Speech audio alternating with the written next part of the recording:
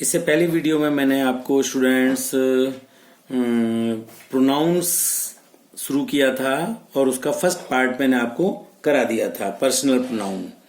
आज मैं इसमें सेकंड पार्ट करा रहा हूं, interrogative pronouns. Interrogative pronouns are WH family words which when placed before a sentence ask questions। मतलब इसमें WH फैमिली के वर्ड्स आते हैं। द इंटेरोगेटिव प्रोनाउंस आर, जो प्रश्नवाचक शब्द होते हैं, प्रोनाउंस होते हैं, वो होते हैं who, what, whom, where, which, whose. ये सारे इंटेरोगेटिव प्रोनाउंस कहलाते हैं। इसके examples: who saved the drowning child। तो यहाँ who आया है, ये इंटरोगेटिव प्रोनाउन है। what does a mouse do with its sharp teeth। what यहाँ पर इंटरोगेटिव प्रोनाउंस है। whom did they appoint the headman of the village। whom किसे। which is the government department that deals with welfare schemes। मतलब government का कौन सा department है जो वेलफेयर स्कीम्स को डील करता है। Whose was the article published in the school magazine। यहाँ whose जो है वो इंटेरोगेटिव प्रोनाउंस है। तो interrogative pronouns and interrogative adjectives. Some WH words can be used either as interrogative adjectives or as interrogative pronouns। कुछ तो ये interrogative pronounce के रूप में यूज होते हैं WH फैमिली के वर्ड्स, और जो है कुछ इंटरोगेटिव एडजेक्टिव्स के रूप में। Then how do you tell the difference. तो आपको डिफरेंस कैसे पता लगेगा। Remember, when the WH word is used before a noun it is an adjective. मतलब जब कोई WH वर्ड जो है, WH फैमिली का वर्ड नाउन से पहले आएगा तो वो एडजेक्टिव होगा, इंटरोगेटिव एडजेक्टिव होगा। And when it is used in place of noun, और जब कभी वो नाउन की जगह पर होगा यूज, तो it is N interrogative pronoun, तो वो इंटरोगेटिव प्रोनाउन कहलाएगा। ये दोनों में अंतर है। अगर वो नाउन से पहले यूज होता है तो वो इंटरोगेटिव एडजेक्टिव होगा, और अगर वो नाउन की जगह पर रिप्लेस होता है तो इंटरोगेटिव प्रोनाउंस होगा। See the following sentences to understand this. Number 1. What date did she arrive on? Interrogative adjective है ये। What is the date today? ये interrogative pronoun है। Which boy won the trophy? ये interrogative adjective है क्योंकि noun से पहले आ गया ये विच, है ना। और which is the winning team, तो ये नाउन की जगह पर विच यूज हुआ है, तो ये इंटरोगेटिव प्रोनाउन है। हुज बुक इज दिस, ये इंटरोगेटिव एडजेक्टिव है क्योंकि बुक जो नाउन है उससे पहले हुज आ गया है। और हुज इज दिस बुक, किसकी है ये बुक, तो ये इंटरोगेटिव प्रोनाउंस है। whom and who are not interrogative adjectives, और whom और who जो होते हैं वो interrogative adjectives नहीं होते। अब इसके बाद में थर्ड पार्ट है बेटा the relative pronouns. Relative pronouns, if any of the WH family words, कौन कौन से, जैसे who, whom, which, whose or that is used in middle of sentence to refer to some already mentioned noun, it is called a relative pronoun। क्या मतलब हुआ कि कोई भी WH का वर्ड जो होता है जैसे हु, हुम, विच और हुज या दैट, ये अगर सेंटेंस के मिडिल में यूज होता है और वो रेफर करता है कुछ कोई जो नाउन उसमें दिया होता है सेंटेंस के अंदर, उस नाउन को रेफर करता है, तो वो रिलेटिव प्रोनाउन कहलाता है।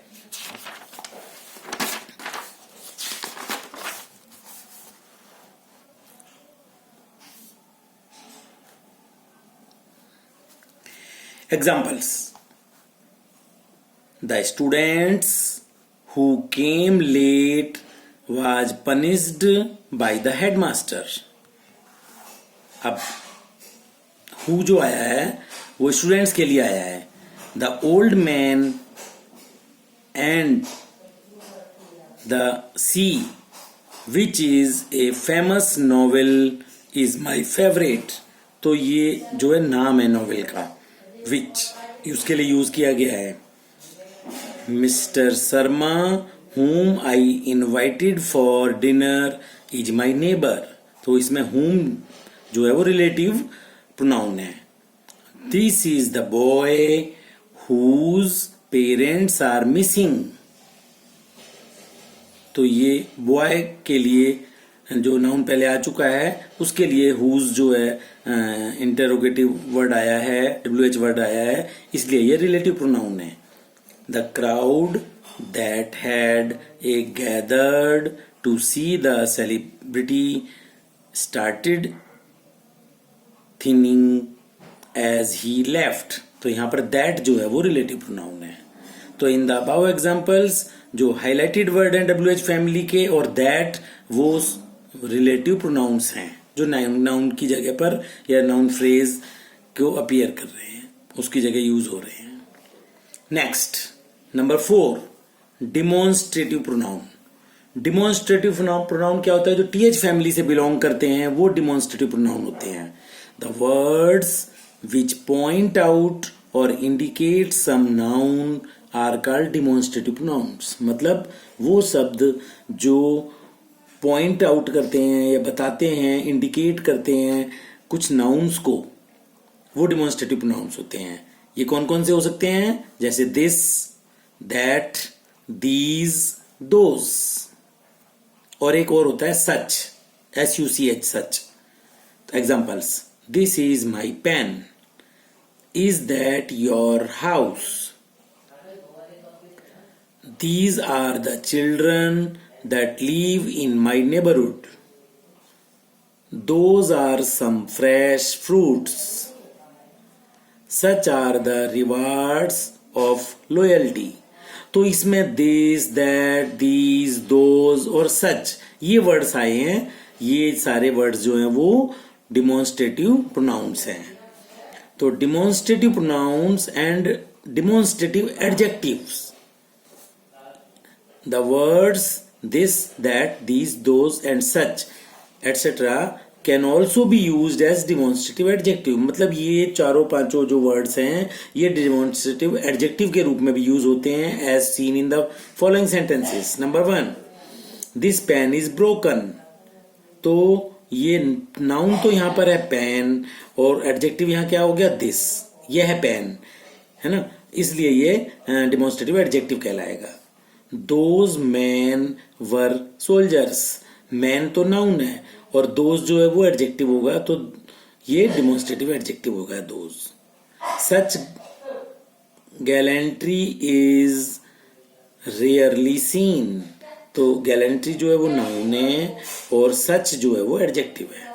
तो इस तरीके से आपको पता लग गया कि डिमॉन्स्ट्रेटिव प्रोनाउन का यूज कैसे होता है या डिमॉन्स्ट्रेटिव एडजेक्टिव का यूज कैसे होता है। अब नंबर 5, डिमॉन्स्ट्रेटिव प्रोनाउंस, नहीं डिस्ट्रीब्यूटिव प्रोनाउंस। 5वां नंबर है distributive pronouns. The words which treat a noun word in a one at a time manner are called distributive pronouns. Distributive मतलब डिस्ट्रीब्यूट करने वाला, जैसे each, either, neither, everyone, none, ऐसे words जो होते हैं वो डिस्ट्रीब्यूटिव प्रोनाउंस कहलाते हैं। जैसे example, each of the winners receives an award. Either of the cows gives 5 liters of milk. Neither of the shops was open at that time. Neither of the shops was open at that time. Everyone got a chance to sing a song. None of them agreed to the proposal. तो ये each, either, neither, everyone, none, ये words use हुए हैं, ये distributive pronounce हैं.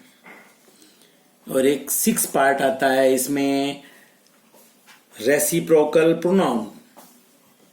The word pairs which convey the sense of reciprocal are called reciprocal pronouns. ये pair में आते हैं रेसिप्रोकल प्रोनाउंस, जोड़े में आते हैं. इसके examples, the two bulls wounded each other with their horns in the fight. तो ईच अदर आया, ये जोड़े में आया, ये वर्ड पेयर में आया है ना, और इसलिए ये रेसिप्रोकल प्रोनाउंस कहेंगे क्योंकि ईच और अदर ये रेसिप्रोकल में है. We should all help one another in times of need. तो वन अनदर वर्ड भी इसी तरीके से है.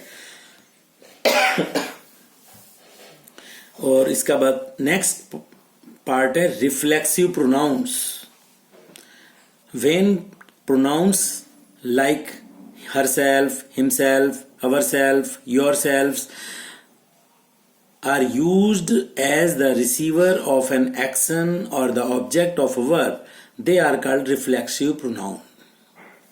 Example, she could only blame herself for her failure. She से herself बनेगा, he से himself, I से myself, we से ourselves, they से themselves. इसी तरीके से they gave themselves all credit. I have trained myself in the art.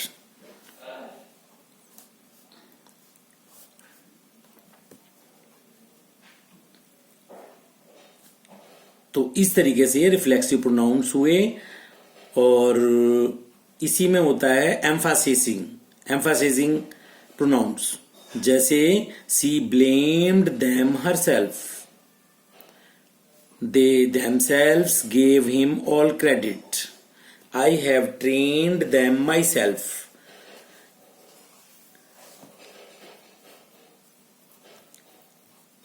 These words in the later set, जो बाद वाले सेट में बोले गए हैं, have been used for emphasizing. They do not answer the question. वो आंसर नहीं बता पा रहे हैं whom, so they are emphasizing pronouns.